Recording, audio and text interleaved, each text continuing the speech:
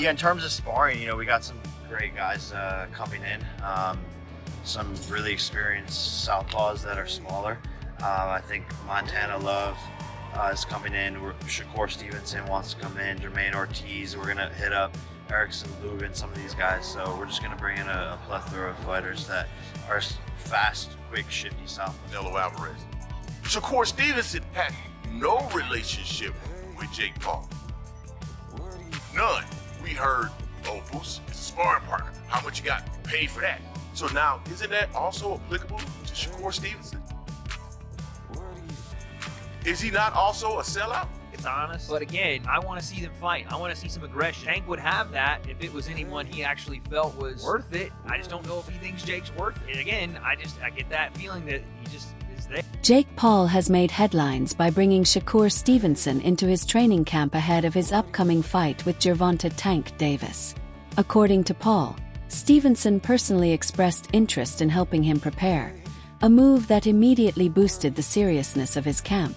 Paul explained that his team has recruited several talented southpaw sparring partners, fighters who are smaller in size but highly skilled, capable of mimicking Tank's style effectively. The inclusion of Stevenson was particularly surprising, given no prior connection between the two. Paul believes this high-level preparation will sharpen his skills for the challenge ahead. Yeah, in terms of sparring, we got some great guys coming in. Some really experienced southpaws that are smaller. I think Montana Love is coming in. Shakur Stevenson wants to come in. Jermaine Ortiz. We're gonna hit up Erickson, Lubin, some of these guys. So we're just gonna bring in a plethora of fighters that are fast, quick, shifty south. Some analysts have voiced skepticism over the sudden partnership between Jake Paul and Shakur Stevenson, labeling it both unusual and suspicious. They point out that Stevenson appears to have positioned himself for sparring work in a way similar to Jaron "Boots" Ennis, who once assisted Canelo Alvarez during his preparation for Terence Crawford. However, that scenario carried more logic, since Canelo and Boots already had a family connection, providing some background to their collaboration. In contrast, Stevenson has no personal or professional ties with Paul, which makes their link far more puzzling. This lack of history has led observers to suspect that money was a decisive factor. Many believe Paul likely offered Stevenson substantial financial incentives to join his camp. As a result, the move is widely seen as business-driven rather than fueled by mutual boxing respect, sparking debate over the unusual nature of this new alliance. Shakur Stevenson reached out to Jake Paul in support of him preparing for Gervonta Davis. Help me understand, what is the difference between Boots Ennis reaching out to Canelo Alvarez in support of his preparation for Terence Crawford versus Shakur Stevenson reaching out to Jake Paul in preparation for his fight with Gervonta Davis? Tell me, what is the difference? I'll tell you what the difference is. The Ennis family actually had a relationship with Canelo Alvarez. Shakur Stevenson had no relationship with Jake Paul. None. We heard, oh, Boots is a sparring partner. How much you got paid for that? So now, isn't that also applicable to Shakur Stevenson? Is he not also a sellout? I don't want to hear anything about this fight. It's against a YouTuber, it doesn't matter. No, Shakur Stevenson is an elite level fighter that is going to be a sparring partner to a YouTuber, and he reached out to him directly to make it happen? Shakur Stevenson has addressed his perspective on the Jake Paul versus Gervonta Davis matchup, offering a balanced explanation. He noted that if he were in Tank's position, he would approach the fight from two angles. On the business side, Stevenson acknowledged the financial upside and massive attention such an event could generate. However, as a competitor, he admitted he personally would not accept that kind of matchup. His comments highlight the contrast between viewing boxing strictly as a business opportunity versus treating it as pure competition. While some critics question his decision to spar with Paul, Stevenson has been transparent, admitting financial factors play a role. He emphasized how today's boxing world often blurs the boundary between sporting credibility and entertainment-driven choices. Can you blame a man for taking that opportunity? Because this is prize fighting, right? It's about making money and securing your family. Can you fault him for that? It's two sides to that. Okay. Like, it just depends. Like, as a fighter, just because I had a draw with somebody, for me, I may run it back. But in a business aspect, if you run it back and you lose to Lamont, and then the Jake Paul fight is presented, you may not make as much money, or the fight may not be as lucrative as it was before you lost. So as a business, I understand. I ain't gonna hate on the decision, but as a man Your and pride as will a get in the way. fighter with my integrity, Yeah, but isn't there a price for everything, Shakur? Like, even if you had a draw with somebody and you were offered 10 times more than you ever, I don't know what the number is, but it's a lot more than he's ever made. At the official press conference, sparks flew when Jake Paul and Gervonta "Tank" Davis faced off, escalating into a heated shove that instantly grabbed headlines and social media attention. While the moment looked intense, many analysts argue it was more calculated than spontaneous. Another example of boxing's modern entertainment playbook. In today's fight market, such confrontations are often staged to generate viral clips and drive pay-per-view interest. The push between Paul and Tank fits perfectly into the storyline of spectacle meeting sport. It frames the matchup as a clash of contrasts. The bigger, stronger fighter testing whether sheer size can overwhelm the smaller, faster, more skilled technician.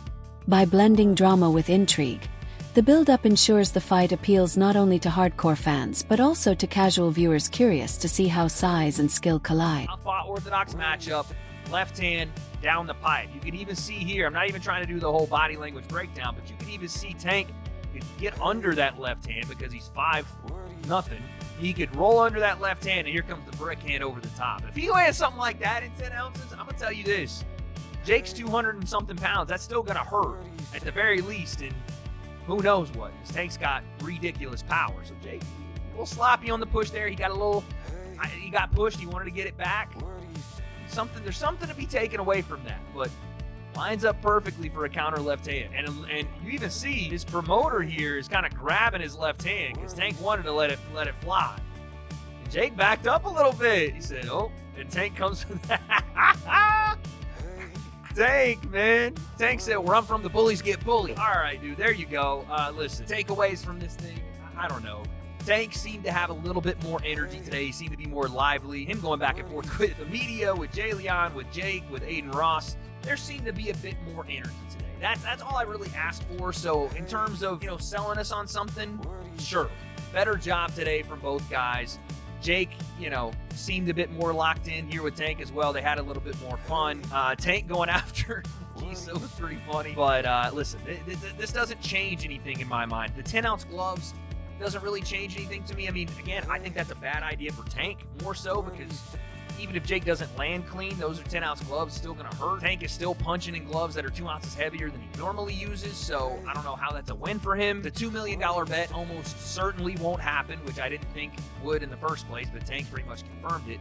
And we're all left with the same kind of idea that we thought about this to begin with. This is an entertainment exhibition that we know is going to draw a ton of eyeballs. I'm going to watch. And there's going to be great high-level competition boxing on the underneath card. And even in the main event, if something is to happen, if someone is to get knocked out, it will go mega viral. And both these guys are going to make a shit ton. Despite the showmanship surrounding the promotion, boxing insiders emphasize that Gervonta "Tank" Davis is taking this fight extremely seriously. Analysts have studied his body language and training approach, noting a fighter who is locked in and fully focused. The stakes, they argue, are far greater than casual fans might assume. A victory over Jake Paul not only guarantees Davis a massive payday but also expands his reach into mainstream audiences. Experts caution Paul against underestimating Tank the way he previously downplayed older names like Mike Tyson in promotional talk. Unlike exhibition opponents, Davis is in his prime and feared for his relentless ferocity in the ring. If Paul enters this matchup too casually, the consequences could be devastating. Davis's preparation shows he understands both the financial upside and the reputational risk of losing to a YouTuber turned boxer. In this particular, in the press conference, and you can tell, you can just look at him and tell, like, no, this dude he's gonna get this money for sure because there's so much money out there to be had. But Jake Paul better be not playing around, man. Not get cute, not play any games. Don't don't hit him in the back of the head. Don't rabbit punch him. Don't do any of that stuff, man, because Mike Tyson, first of all, Mike Tyson, a lot of people think Mike Tyson was pulling punches on Jake Paul, and a lot of people think that Anderson Silva was pulling punches on him too. You're not going to have a little Gervonta out there pulling punches on you, man, if you're out there playing games. So, I don't like the fight at all. However, as far as it being an entertaining situation, I almost guarantee you that fight itself is going to be entertaining. That it's going to be something that you look at and you're going to say, man, everybody's going to watch it. Everybody's going to want to know what happens in it. But at the same time, it's kind of like what people think, when you see a car crash. Like, you're driving down the road and all of a sudden the traffic gets heavy and you're like, man, I'm going to be in traffic for a long time. And then you drive forward a little bit and then you see, oh man, this is some accident on the other side of the road, and everybody just slowing down to watch. That's the type of entertainment that you can expect from this fight between Gervonta Davis and Jake Paul. There's going to be a lot of people watching it, but I gotta say, man, you really can't blame the guy on what he's doing. And there's a lot of criticism flying on Gervonta Davis. It's not Gervonta Davis's fault that boxing took this turn. Boxing commentator Showbiz, the adult, has voiced a strong opinion on what a Gervonta "Tank" Davis victory would represent. He argues that if Tank defeats Jake Paul, he would instantly become a hero not only to the boxing community but also to casual fans. The reasoning is simple. Many people are eager to finally see Paul knocked out after his rapid rise from social media fame to headlining boxing events. From this perspective, Tank's win would be more than just another victory. It would satisfy a widespread desire among fans. Paul's success has long divided audiences, drawing in younger followers while frustrating traditional boxing purists. If Davis delivers a knockout, it would solidify his role as the fighter who humbled Paul, elevating his reputation both inside and outside the ring. This interpretation frames the fight as a cultural clash between boxing pride and entertainment spectacle. Gervonta Davis stops that. If he is the one who stops this whole train, knocking out Jake Paul, he will become a boxing hero. People will then say, now get the hell out of this. And I'm talking about from a fighter's perspective. That's what they're going to say. Now, it's not going to go on either one of their official records because it's an exhibition. But it doesn't matter because optically, visually, seeing that go viral, and I mean go viral, and Jake Paul will never hear the end of it.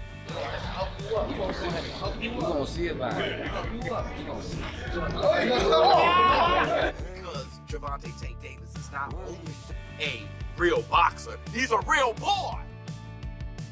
He's 5'5". He's a lightweight. Skills pay the bills. Let him knock out Jake Paul, give him Bambi legs, or knock him down.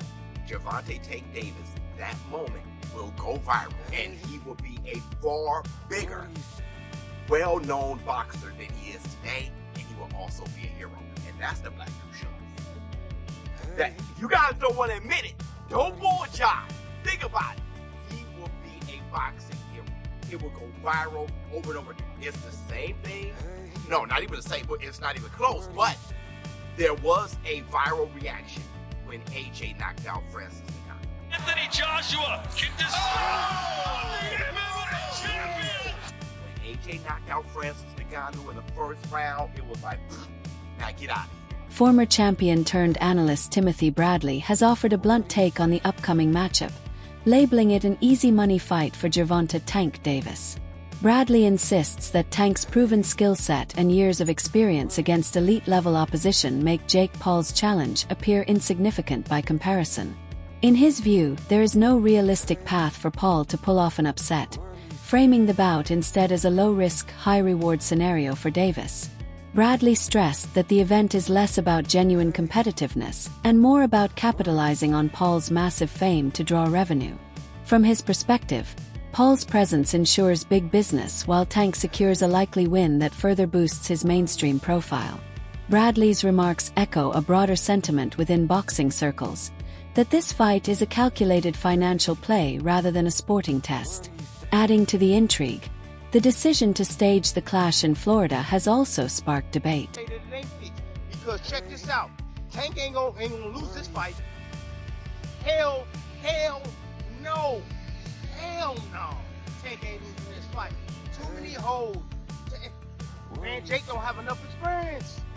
Yeah, man, it's gonna be taking candy from a baby. You know, Jake is missing the rules. See, this is what happens when you don't grow up in the game. When you don't grow up in the game, man, at a young age, this is what happens. You know, you start reading your own press clippings. That's what Jake is doing. You know, fighting this lower level competition. Now he think he the ish. Now he think he the man. He ain't the man. You kidding me? He is not the man.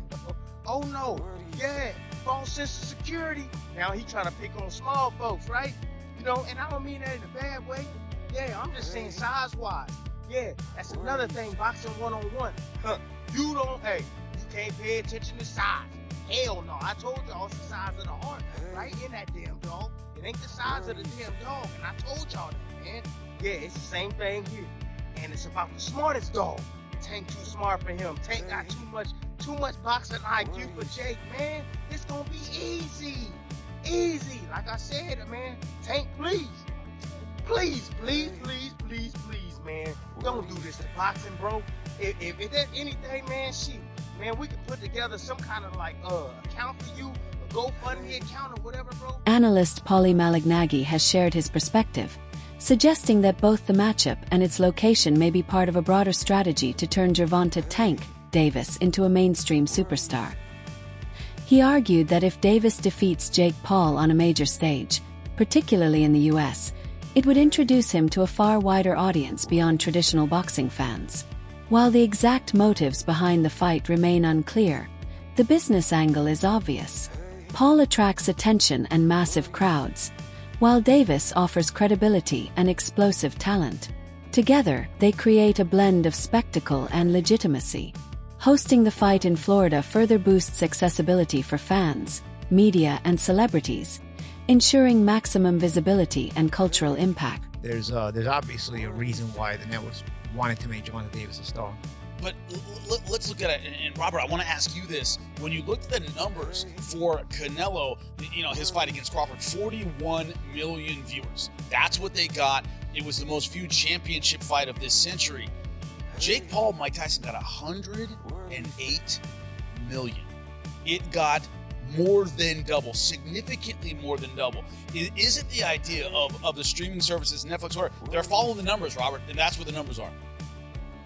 It's what we're coming to, the real fights where they deserve to be seen throughout the world. It's great. They have good numbers, but when you see guys, that are YouTubers, guys that are 60-year-old retired and coming back, and getting 2 times more than what a real fight, it's kind of, I don't know, it's kind of embarrassing, kind of sad that we're getting there, that we're in that situation. But I also can't blame them. They're all making a lot of money. That's why Tank's doing it. I think it's ridiculous. It's a joke. But I can't go against that either. He's making a lot of money. Jake Paul is doing his thing. Jake Paul is he makes these fights happen and gets the views. So people are tuning in. That's the problem, that people are tuning in. Promoter Nakisa Bidarian has sparked discussion with his remarks about the fight's rules. He confirmed that the bout will be contested with 10-ounce gloves, a standard choice for lighter divisions but noteworthy given the size gap between Jake Paul and Gervonta "Tank" Davis. When pressed about whether a rehydration clause would be in place, Bidarian declined to provide details, leaving uncertainty over whether Davis will face post-weigh-in weight restrictions. Such clauses often play a crucial role, as they limit how much a fighter can rehydrate before entering the ring. The ambiguity has fueled speculation among fans and analysts that Paul's camp may have secured conditions to narrow the competitive gap. By withholding certain specifics, promoters keep intrigue high while ensuring the lead-up to the event remains tightly monitored. 95 max weight. Okay. 10 3-minute rounds. Okay. And 12-ounce gloves. And most of you guys know boxing, right? Most of the fights are with 10-ounce gloves. Fighters spar in 16-ounce gloves. 12-ounce and 10-ounce gives you a little bit more safety, which is the key here, given the size difference, but there's a massive experience difference. We will have 3 world-class judges ringside that the commission has approved to ensure there's a rendered decision for the fans. It will not go on their record, but there will be 3 experienced judges, some of the best in the business, giving their view of who won the fight. So let me just follow up with this then. You know, the Florida statute says that it means an exhibition means a boxing, kickboxing, or mixed martial arts. You saw the exhibition of Floyd and Logan. Okay. So just go with that, and if they weren't trying to hit each other, Fair then tell enough. me they weren't trying to hit each other. That's up to Tank. What I can tell you is Tank is focused on coming in the best shape of his life. It's not about gaining weight. It's about having the speed advantage. What can we expect on the Uncut championship fights? Tomorrow morning, 8 a.m. Eastern, we'll announce 5 fights, 4 of which are title fights. So yes, you can expect to see another MVP fully stacked card. No prospects on a big show like this. Hey, what's up? Yes, go ahead.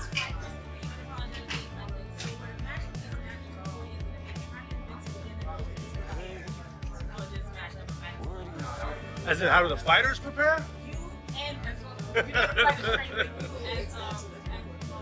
I mean, look, we started MVP 4 years ago with the mission to be fighter first, right? And I think like this event is exactly that. We're giving Tank a massive platform and opportunity for the world to see who that young man is. He's misunderstood in many ways, but at heart, he is a great human being who has a family and wants to do big things to make an impact on the sport and take care of his family. So we're excited about that. In terms of preparing for this, it's no different than Mike Tyson, than Taylor Serrano. It's just another big event that's on a global scale. Is there a ring night jersey? No comment. That's all for today's video. Stay tuned for more updates coming your way soon.